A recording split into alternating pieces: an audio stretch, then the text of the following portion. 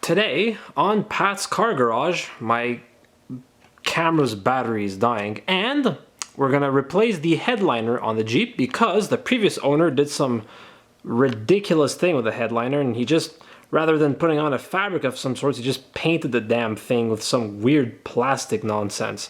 It's like a plastic dipped headliner. It's absolutely terrible. I went to the junkyard, I got myself a new headliner, which is in decent enough shape. I mean, it's clean, it's not sagging, so, you know, yeah, that's what we're gonna do. Put on a new headliner. Since my headliner video on the Mercedes was quite popular, I'll make another one for the Grand Cherokee too. Unlike the Mercedes headliner video though, I will not be stripping the fabric off and gluing a new one on because I got lucky at the junkyard and found a headliner that was in decent shape. I show here a ZJ Grand Cherokee, but the procedure should be very similar for a WJ. You just saw me remove the spare tire. It's easier to remove the D-pillar trim with it off. We start by taking the top trim piece off. Officially, there are only 2 screws inside the dome light and a few clips holding it on. However, the previous owner was a fan of ruining trim pieces by screwing them in instead of replacing broken clips, permanently ruining the trim. I'll have to keep poking into junkyards to find some matching, unmolested trim pieces. The D-pillar trim is held on by clips. Just gently pull it off. To remove the C-pillar, you have to remove the rear seat belt. The little bolt cover is flexible, so you can just pry it off with a small screwdriver. Earlier Grand Cherokees used an inner Torx, but later ones used a regular hex socket.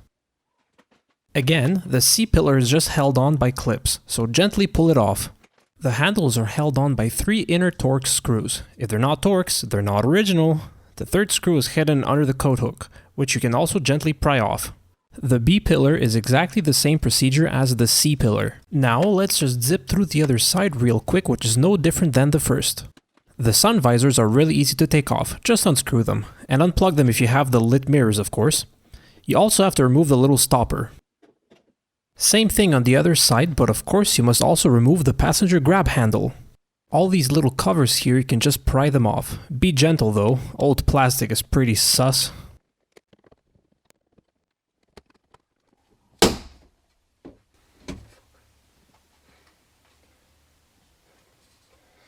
Okay, well, I broke one tab, but yeah, slide it forward to remove it. I'm gonna try to grab that. Okay, so in the rear middle of the headliner, you have these 2 kind of like, I don't know, I guess you would call them tabs or clips, whatever. They hold the middle of the headliner up in the trunk space.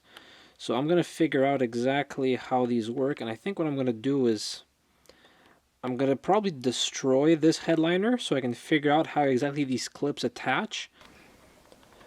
Okay, so these little clips, they just like wedge in there.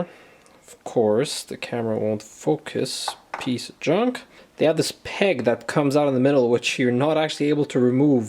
If you have either 2 small flat screwdrivers or one of those trim removal tools, that wedges between that, and then you can gently pry on it, it will pop off. It's not held in with that much force, and if you're careful, you can push this peg out a little bit, and you can reuse them afterwards.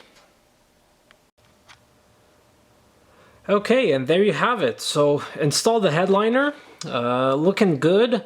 I'm gonna have to find a way of cleaning it further. I mean, I cleaned it already a little bit on the outside while it was outside the car, but I'm gonna have to do a better job. I was, as you can see, able to reuse those clips, so that's good. Basically, reassembly is just the reverse of removal, so if you got far enough to remove it, you'll know exactly how to put it back together. Just keep in mind that the headliner can move around a little bit before it's in its final position, so just be sure that all your handles and stuff, they all line up with their holes. Same thing with the sun visors in the front. You just want to make sure everything lines up before you tighten it down. And then, yeah, you're finished. Putting it back together is a little bit easier than taking it off. You know, make sure everything's clipped in. If the previous owner of your Jeep screwed some things in, make sure you put those screws back and so on.